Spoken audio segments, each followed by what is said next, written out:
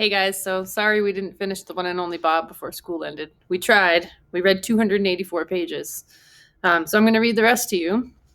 I wasn't able to pull up the ebook like I did with The One and Only Ivan, but I've got the book right here, thanks to Darren. Here we go. So the last page we read was Then to My Surprise. Some fool blurts, I'll go find him. And apparently it's me. Yay. We'll go, Ivan says. Yay, more swimming, Ruby cries. It's not safe, Ruby, I say. You have to stay here. I promised Akello I'd watch out for you. I made it this far, she says, donning her elephant pout face. Ivan and I sigh. It's exhausting. All this responsibility, this worry, this love. Promise to stay close, I ask. She holds up her trunk. Elephant's honor. Because Akello will make dog soup out of me if anything happens to you. Yuck, Ruby giggles. Hey, did you know I can almost do a somersault in the water, Uncle Bob? Ivan taps politely on the door to the donut shop. But even a polite knock from a gorilla sounds like a visit from a wrecking ball. The door opens a crack. I think 2 or 3 people may have fainted, but we can't stay to find out. I hop onto Ivan's shoulder and the 3 of us head off. I glance behind me to see Boss, standing on the pavement watching us. In the darkness and rain, I can't read her eyes, but I'd like to think there's hope in them. So if you guys remember, Bob is going to look for his sister's puppy who she left in that car. Traffic stop. We slog up a slight hill and round a corner. The traffic lights are out and nobody seems to be on the streets. That is until we cut through a stand of palm trees and come across some police officers in a slow-moving squad car. Its blue and red lights circling. Attention, one of the officers announces over a loudspeaker. This area is under a mandatory evacuation order. Do not... The announcement stops, and so does the car. Uh-oh, says Ruby. I think they spotted us, I say. We're kind of hard to miss, Ivan points out. The car moves closer, so close that I can see dropped jaws and bulging eyes. The car brakes to a stop. The driver's side door flies open, and one of the officers jumps out. The other officer, a skinny young guy, follows suit, but he looks annoyed. What are you doing? He says. Don't be a hero. We could have stayed in the car where it's safe. I am looking, says the driver into her radio receiver, at a gorilla and an elephant, and the gorilla has a tiny dog on his shoulder, and no, I have not been drinking. They said the park got hit by the tornado, says the skinny officer, carefully aiming his pistol. We can't exactly shoot a gorilla, the driver says, and I like the way she's thinking. Try me. What's his crime exactly? Jaywalking? Thing is, I love elephants, says the driver. My daughter collects stuffed elephants. I mean, stuffed toys, not stuffed real ones. She listens to her radio for a moment. Get animal control out here, says the skinny officer. Get a van, get a moving truck, get a 747. I don't care. Ivan, I whisper in his ear. This is not looking good. You and Ruby gotta stay put. Don't make any sudden moves. No funny business, okay? These guys are freaking out. Ivan sits down on the ground, slowly. Very, very slowly. Ruby settles next to him. The driver smiles. Oh, that's so cute. Skinny officer nods. Yeah, in a deadly kind of way. I gotta do this, I say to my friends. If you stay calm, they won't mess with you.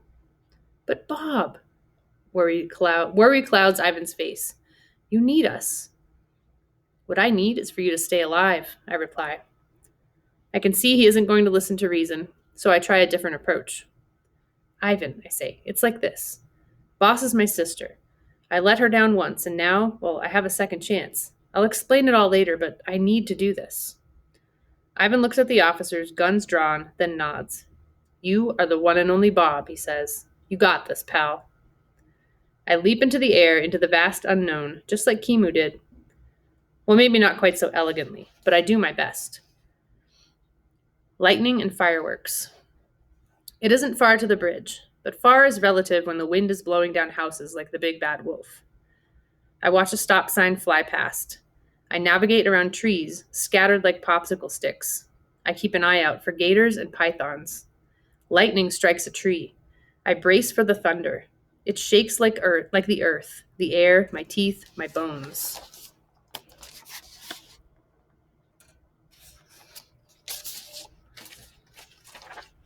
A branch falls on a power line. Sparks dance like fireworks. I hate fireworks. I move with more care after that. I know enough to stay away from downed power lines, thanks to the Weather Channel and storm chasers. Man, I love TV. I'd give anything to be watching it from my nice, cozy bed right about now. Good thing I know where the bridge is. My swollen nose throbs. What's the point of owning a top-of-the-line sniffer if it's not working right? When I pass a bird's nest on the ground, I offer to help the owner, a jay. She swears at me. At least I think she does. I hear nuts and some other interesting words. I tend to forget that in some circles, dogs are considered predators. I wonder how Kimu and the other escapees are doing. One thing I know for sure, having been on the inside and the outside, is that way too much of the world ain't made for wild animals. How would a meerkat cross a highway? How would a panther face down a city block? How would a wolf survive an encounter with a gun? For that matter, who do I think I am, playing hero? Nutwit was right. I'm soft, I'm slow, I'm not a street dog anymore. I'm a pampered, lazy pooch. I hear the rush of water, a different sound from the pouring rain, and out of nowhere, there it is, the creek. Boss mentioned that the car was near the bridge.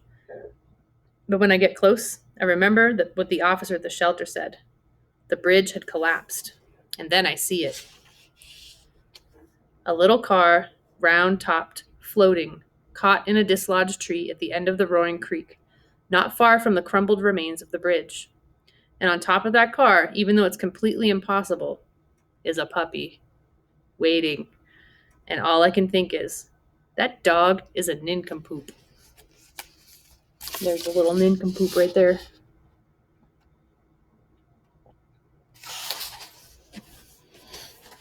Another bridge.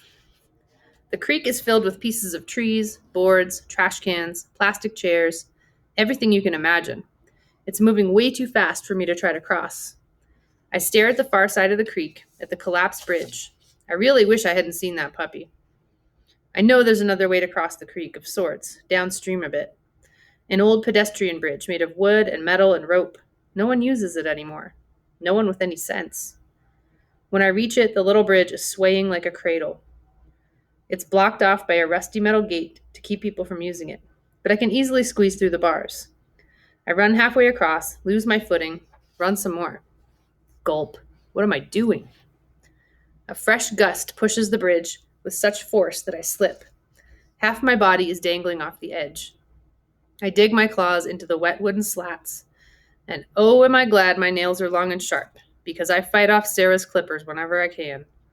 Pulling, pulling, pulling. Man, I wish I hadn't eaten so much cheese over the years. And then, oof, one last effort and I'm back on the bridge. It feels good, so good, to return to that little stretch of swinging slats. I want to live, really I do. I don't care about the puppy anymore. I just don't want to die this way, not like this. The fear's in my throat, my heart, my gut. I've got to get off this rickety bridge, get back to Ivan and Ruby, back to my wonderful Bob-smelling bed. I'm not a hero, never have been, never will be. I can live with that, because at least I'll be alive. I turn, moving snail slow, because the stupid bridge just won't stay put, crawling on my belly so I won't lose my footing again. Almost to the end, I glance back, like a fool, just in time to see the car with the puppy lurch loose from its mooring in the tree, swirling into the middle of the creek like a toy boat in a bathtub. The puppy isn't howling or anything. He's just lying on his belly, same as me, waiting. What a nincompoop, I think yet again. And I'm honestly not sure whether I mean him or me. Hero. I will not lie. I'm not thinking, oh yay, now I get to be a hero. Nope. I'm thinking, you've got to be kidding me. Just a few more seconds and I would have been out of here. I may or may not use a few other choice words, way worse than anything that Jay came up with. Then I run back to the middle of the bridge and wait a split second, maybe 2, maybe 3, and I jump. Cartoons. I ain't proud of this, but halfway down, I remember that I really, really, really don't like riding in cars. I'm sort of dog paddling the air, thinking I can slow things down, maybe even reverse direction, like Wile E. Coyote in those old cartoons. Cartoons are ridiculous for a reason. Not a movie. So in a movie, I'd land all graceful and tough and grab that little guy. But this isn't a movie.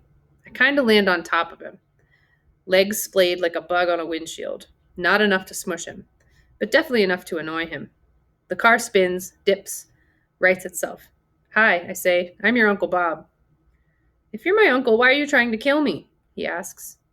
Pup has a mouth on him for being so tiny. I'm saving you, dude. I grab his scruff with my teeth. Ouch, he says. The car seesaws.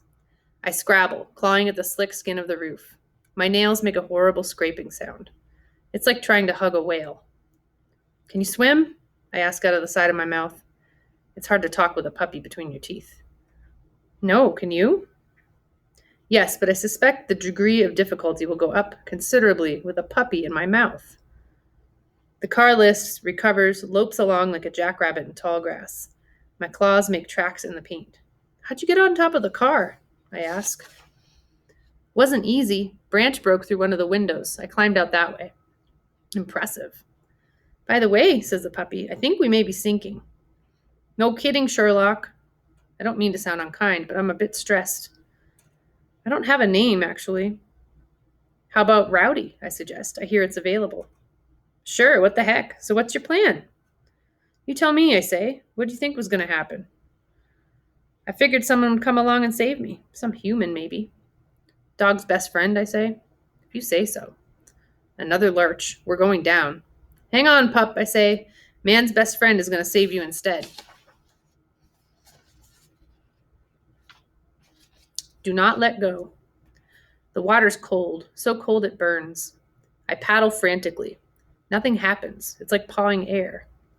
I keep my teeth tight on Rowdy. Do not let go. Do not let go, I tell myself.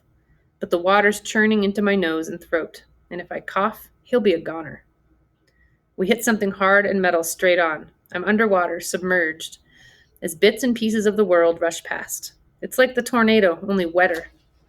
I dig at the darkness. I think of all the things I'll miss when I'm dead. Cheese tops the list. Well, okay, maybe Ivan and Ruby and Julia and George and Sarah top the list. But then totally cheese. My back paws graze at the bottom. My nose burns. My lungs burn. Everything burns. I have to cough. I can't cough. Mustering all my strength, I struggle to the surface for a moment, fighting the water with my paws. Rowdy is dead weight in my mouth. I hit bottom again, and this time I use it like a springboard, lurching toward the edge of the water, toward solid land, toward grass and dirt and trees and bushes and a whoosh of fur and pain. Oh man, the pain. Someone grabbing my paw, losing it. Teeth, sharp teeth. The smell, even with my messed up nose, of wildness and danger. Something grabs my scruff, yanks, pulls me to safety. Back to the world, back from the brink. Kimu again. Kimu has me. He drops me to the mud. His teeth smell of blood. My blood. I drop Rowdy. My teeth smell of blood too. For a long time, no words come, just panting, coughing, panting some more. Nothing from the puppy. I shove him with my paw, nudge him with my nose. Nothing. I look at Kimu, his fur spiked, his eyes wild, different, unknowable. I guess they didn't shoot you, I say. They tried, he says, eyes on the puppy. Thank you for... I trail off. He glances at me. Didn't do it for you. A pause. Did it for me. With his right front paw, he claws at the puppy, at Rowdy. Hey, I say without really thinking, or registering the size of his paw, or realizing that he's drooling just a little. I put my paw, my puny, pathetic loser paw on Rowdy too. He's my nephew, and well, I didn't take you for the sentimental sort, Bob. I'm not, just you know how it is. No, actually, I don't know. I'm a wild animal, not a pet. Still, I clear my throat and remind myself that rolling over and peeing myself is not an acceptable option. Still and all, he's scrawny. He might even be dead. Who knows? You got better breakfast at the park. I recognize all too well the look he gives me, the look of sadness and loss and anger, the look of someone who will never forgive the world. He's running with the puppy dangling from his jaws before I even know what's happened. How? I don't know how to do it. If I did know, maybe I could understand that other part of me, the wolf part. I run, faster than I've ever run. I growl, louder than I've ever growled. I grab Kimu's throat. I clamp down. I do not let go. Gone. He can kill me. With a sidelong glance and a half-hearted bite, he can kill me. I know that. But he doesn't. He drops the puppy. He shakes me off and pulls free. He pauses. Looks at me like he's seeing me for the first time. He gazes at the sky, thick with clouds. No moon, barely any sun.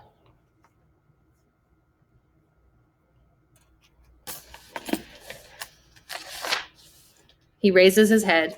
His howl is long and sad and beautiful. He runs. First aid. Rowdy still isn't moving. I don't know what else to do. So I bite the heck out of his tail. Perks the little guy right up. The truth. It hits me then. I'm so tired, so banged up. I can't go on, even if I want to. I carry Rowdy to a sheltering tree, cuddle him close, give him a couple licks for good measure. Now what? He asks. Now, I say, we wait. For what? For humans, I answer, for help. Are you sure they'll come? I think for a moment. I remember all the people I've seen today. The police and rescue workers, the park employees, the staff at the shelter, the folks at the donut shop opening their door to a strange collection of animals. I remember George running to get Julia, Julia trying to get me, and Sarah struggling to find them both. I breathe in the sweet smell of puppy. It's important to tell the truth. I'm sure, I say. Forever. The eye of the hurricane passes. The storm rages on. It feels like a year, like 9 years even. It feels like forever.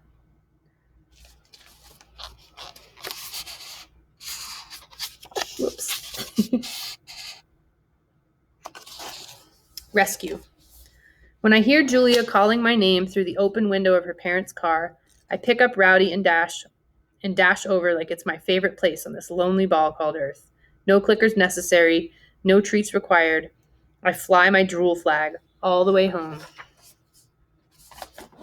We're on section 4, almost done. Aftermath. We've lost 10 park residents total, 8 deaths, plus 2 still missing. No humans died, but there were some injuries. They've already started rebuilding. It's funny the way people go right back at it after a tragedy. Everyone comes together. Lots of talk about community and kumbaya and blah, blah, blah, blah. They're a resilient species, I give them that. It's been 3 weeks, and we still don't have Kimu back. Suzu either. There have been some sightings, nothing for sure. I worry they can't last long. Wolves aren't native to this part of the world. I like to think they're together at least. Everybody else is back, with makeshift domains. Nobody's complaining, though. In spite of all the construction, Julia's been taking me to see Ivan and Ruby whenever she can.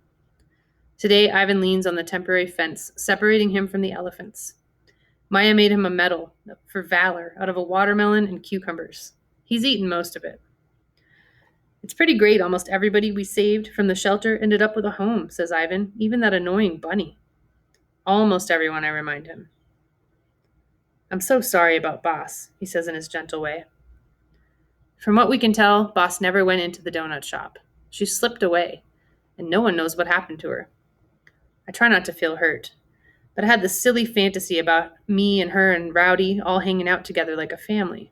And so I wanted her to know what it's like to have a warm bed and a full bowl and a good ear scratch whenever you need it. I wanted her to know she deserves that as much as any dog. I guess she'd lived life too long on her own terms, or maybe she was afraid to get her hopes up, to trust. I understand, been there, done that, but sometimes humans don't let you down. Sometimes they even come to the rescue. Riddle. Uncle Bob, Ruby calls, galloping over. She seems more confident these days, a little more grown up. Stella would be proud. I know I am. Want to hear my new riddle? Absolutely I do. Ruby flaps her ears. She does that when she gets excited. What has an eye but cannot see? I'm perplexed, Ruby, pondering and puzzled. A hurricane, she exclaims. Good one, Ruby. First rate. I look at Ivan. We smile at each other. We don't need to say a thing. It's enough to listen to the palm trees rustle and watch the sawgrass sway. Working on it. On the way home, we pass the shelter. It's been patched up pretty well, looks like, and they're back in business. I hear the usual yelps and howls and hisses and meows, and like always, I feel lousy. I plop down on the sidewalk, and Julia stops walking. "What's going on, Bob?" she asks. I listen like I always do for her bark. That bark. Nope, nothing. I wish Rowdy were here to distract me, but he's still learning how to walk on a tug-of-war string. He's a pretty swell pup, even if he is a little feisty. I'm surprised how much I like having him around the house. It's weird. I feel responsible for the little guy, sort of like he's become my numero uno. Julia bends down and strokes my head. I wag my tail a bit, slowly stand. I think of poor old Julius stuck in that backyard day and night. I think of Boss roaming the streets. I think of my siblings, the dark night, the box, the highway. I'm trying hard to find the forgiveness that seems to come so naturally to other dogs. Maybe that's what Boss was getting at. Maybe it's easier to forgive others once you've learned how to forgive yourself. I'm working on it. It's like a bone. Sometimes you have to chew for a long time before you make any progress. Snickers again. Once we're home, I head for the couch. I'm snoozing peacefully with Rowdy when a smell, a doozy of a smell, assaults my schnoz, which is finally back to working order. It's her. Snickers is back. She's been gone for a while. After the hurricane, they had to do some repairs to Mac's house. Not sure where Snickers has been staying, but that's definitely her I smell, no doubt about it. I drive under the couch, but not before Nutwit appears at the front window. "Oh, Bobo," he calls. "Someone's looking for you." "I'm not home," I yell. "Yeah, I don't think she'll take no for an answer," says Nutwit. "Shouldn't you be rebuilding your nest?" "Nah, watching you cower in fear is way more fun." "What's the deal, Uncle Bob?" Rowdy asks. "Be afraid, Rowdy," I say. "Be very afraid." The door opens, and there's Julia with Snickers by her side. "Well, hello there, Snickers," says Sarah as she passes through the living room. "What are you doing here?" "Mac and his wife just moved back in," Julia says. "They called this afternoon and said Snickers was dying for a walk." I ease back a little further under the couch. Can Snickers see me? Maybe not, but she can most definitely smell me. For once, I regret my pungent aroma. Snickers darts across the living room straight to the couch, pulling Julia along for the ride. "Snickers!" Julia exclaims. "Slow down, girl." She kneels. "Bob, are you hiding under there?" I move an inch, exposing my snout. Snickers goes insane. She yanks free of her tug-of-war string. For a moment, she pauses to do a polite nose tap with Rowdy. Then she lets loose with zoomies and yips and howls of joy. "Bob," Julia says, "come on out and say hi." I pretend not to hear her, which isn't a big stretch, since Snickers is barking like a maniac. "Robert," says Julia. Fine. I belly crawl out until I'm exposed. Snickers is ecstatic. She showers me with licks and nips and nudges and leaps. "Bob," she croons, "how I've missed you." I cover my head with my paws, but there's no escaping her adoration. "There's a reason we survived, Bob," she says, her fuzzy tail in high gear. "The fates want our love to blossom." "Is this your girlfriend, Uncle Bob?" Rowdy inquires.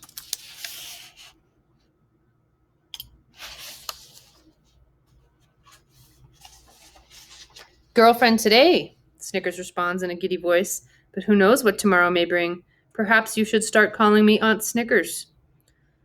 I'm relieved beyond measure when Julia finally pulls Snickers with great effort out the door.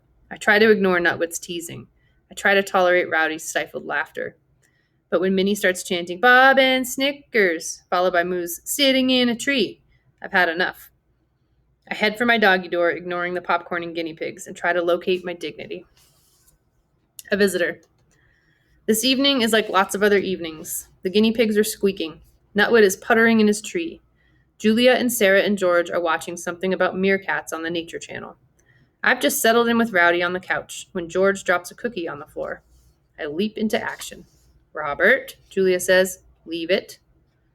Briefly, I consider my options, but not for long. At least I share a piece with Rowdy. "You are hopeless," Julia says, "but I love you anyway." And that's when we hear the bark.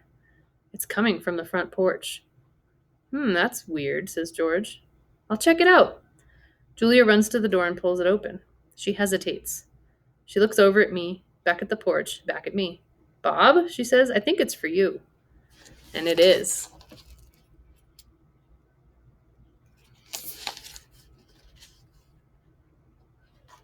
That's it. There's a little author's note at the end, but that was pretty cool.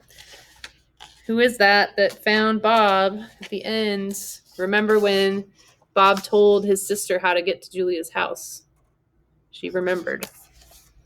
I'll read the little author's note and then we're done. Dogs, aren't they just the best? If you answered no or even yes with a hint of ambivalence, what is wrong with you? Sorry, even if you're not on Team Canine, I'm sure you're a swell person. Maybe you're a cat fanatic or a guinea pig fan. I get that. I love all kinds of creatures, right down to tarantulas and naked mole rats. And I'll admit that some dogs are easier to love than others. My own mutt, Stan, is a case in point. Mercurial, needy, narcissistic. He's not exactly the poster dog for man's best friend.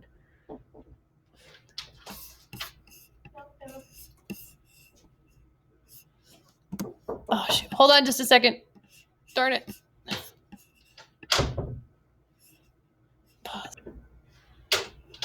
Okay, let's finish this up. So, Catherine Applegate's telling us about Stan. Still in awe when Stan cuddles up just so, usually while I'm busy on my laptop, he somehow manages to pull off that mysterious canine magic trick. He makes me feel a little bit better about life. Stan also serves as my muse, albeit sporadically. As a matter of fact, Bob, the narrator of this novel, was modeled on Stan. Bob originally appeared as a character in my novel, The One and Only Ivan, inspired by the true story of a western lowland gorilla. The real Ivan spent 27 years, alone and caged, in a shopping mall in Tacoma, Washington. Did he ever have a pal like Bob? I don't know. But there was a pet store at the mall where Ivan lived, and he had lots of visitors. It wasn't a stretch for me to imagine such a friendship evolving. And so Bob was born. He had to be tiny to fit in a hole in Ivan's cage. He had to be wily. He had to be a street dog, tough and blunt and no nonsense. You can imagine my delight when I learned that Danny DeVito would be voicing Bob in the One and Only Ivan movie. Yep, that's Bob, all right. Bob's had a tough life. He's seen the darker side of humans.